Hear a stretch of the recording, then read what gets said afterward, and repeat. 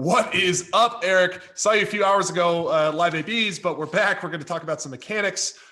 First, how'd you feel today, man? 92, 93, how's it feel?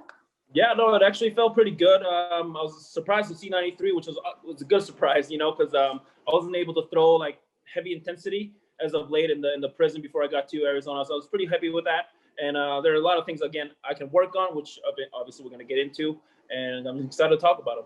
Tight, cool. Yeah, so let's go ahead and pull up a video of your mechanics here. And we talked about this in the past, but I think it'll be really good to get this information out there. So things that we talked about before is your pelvis doesn't quite rotate in the drive as much as we would like it to, which then puts you in an unoptimal position at the beginning of the block. And then that doesn't allow you to send the energy up the chain from the block. Your pelvis and your torso kind of end up rotating together. So we're going to go ahead and take a look at that because that's one of the big things everybody wants to know. How's Eric Sim going to throw 100? And fixing this is going to be one of those things. So let me go ahead and pull up this video. Can you see this? Yep. Perfect. So let's go ahead and paste you through. We'll take you down into your downward move. Everything's great. Now your drive, this is where we're going to start you, right at the beginning of your drive, right in here. Right. So I want you to take a look at, can you see my mouse moving on the screen around your pelvis? Right. Perfect. So we're moving, I want you to take a look at the pelvis and how it's rotating. And I want you to take a look at the back knee and how it's extending. So from this position, what should be happening is the pelvis should be rotating to get into position to accept energy up the chain from the impulse from the block. Now, what actually does happen is watch that back knee. See how it extends you off the back of the mound right there? Or off the mound? It's pushing you away from the mound. And notice how this pelvis hasn't really rotated much at all.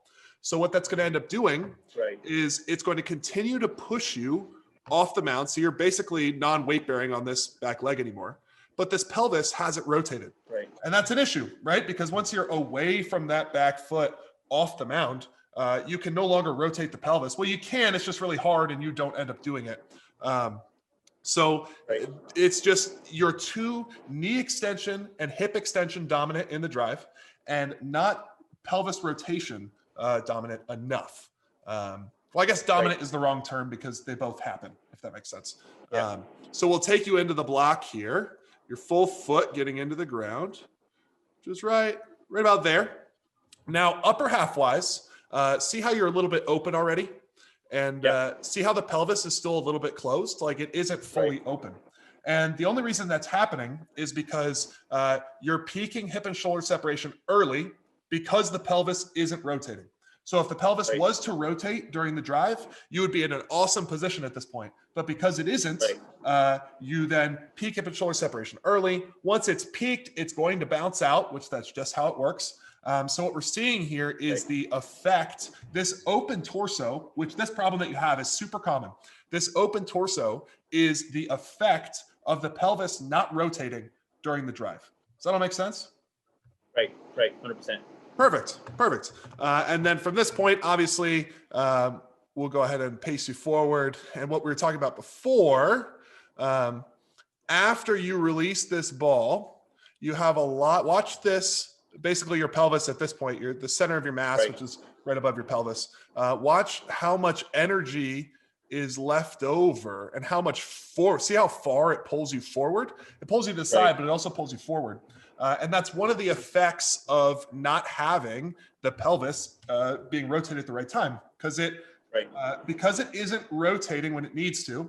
You get into the block, and then you can't block the energy to rotate the pelvis because you're not in the right position. So now there's so much energy left over, which it's like twofold. There's like two L's that you take from doing this, which is one, you peak hip and shoulder separation early, and it bounces out. And two, you just kind of roll through the block and there's so much energy left over after. So does that all make sense?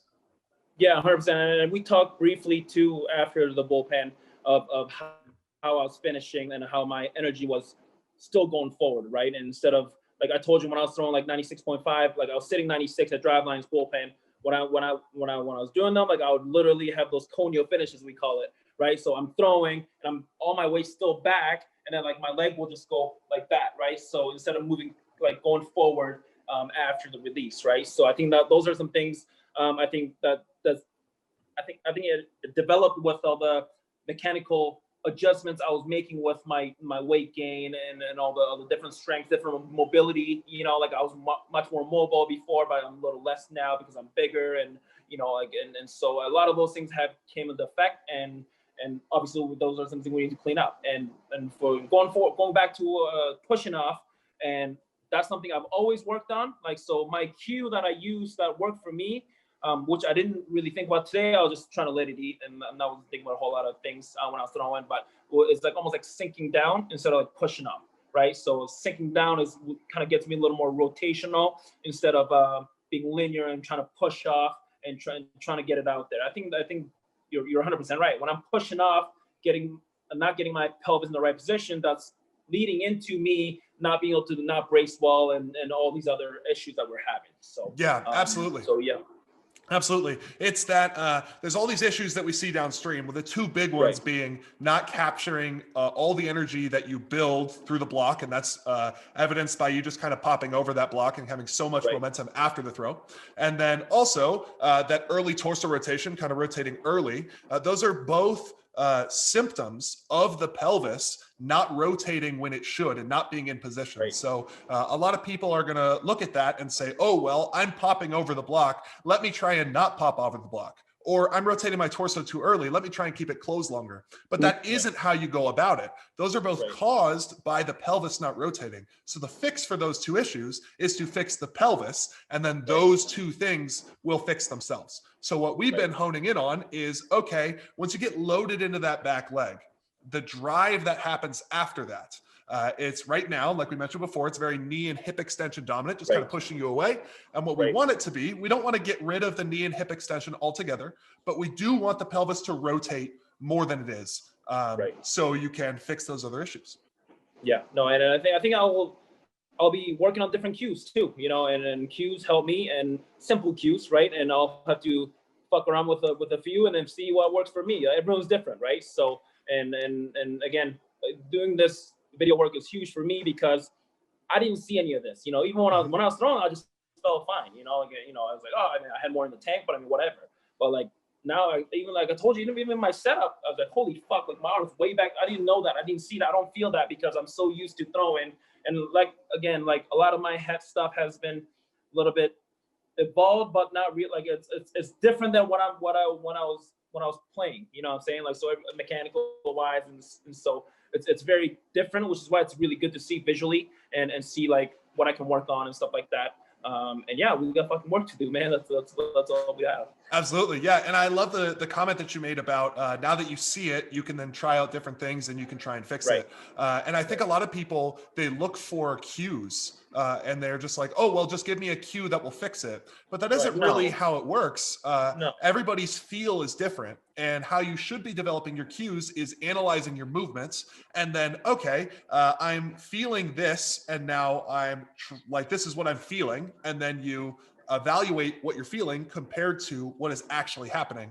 And that's how you dive in on the cue that works best for you. It's not just like, oh, this other person told me this is what they feel, therefore that's the right answer. That's just not how it works.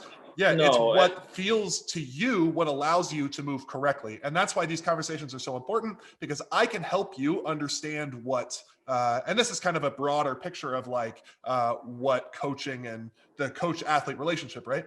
The coach's job is to help you understand what is actually happening in the throw, what is supposed to happen. I'll give you a few suggestions and whatever. And then your job is then to go and try these different things, take some video, see what feels allow you to accomplish that movement.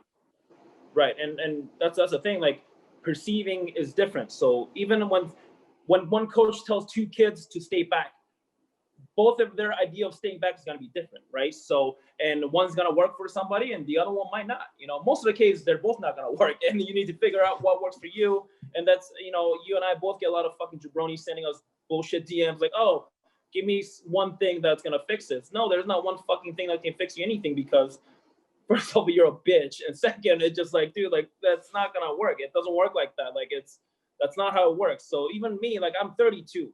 I've thrown a lot of baseball so far, and I know how my body works. Even me, right now is like, hey, I know that I need to try it 2 or 3, even 4, whatever it takes. I'll go fucking try to feel these cues out, even when I'm on recovery days with light throwing or whatever. Those are the days for me that I can work on. Because on velo days, I'm solely focused on sending, and it's really tough for me to, oh, I'm trying to do this, that. No, fuck that. I'm on there, fucking, I'm going 110%, whatever it takes. Now, the other days, recovery days and hybrid days, are the good days I can work on these cues that I need to find what works for me, And again, that's when it comes to when everyone's different, right? Like what I feel and how I perceive things will be different than you. So you just basically need to try, like, obviously having a coach is what you need. Like, so he can give you suggestions, and you need to fucking find out what works for you. That's on your own, right? So, and a lot of kids, again, the point of us, not the point, but I mean, the reason we're doing this is because we see so many people, so many kids like,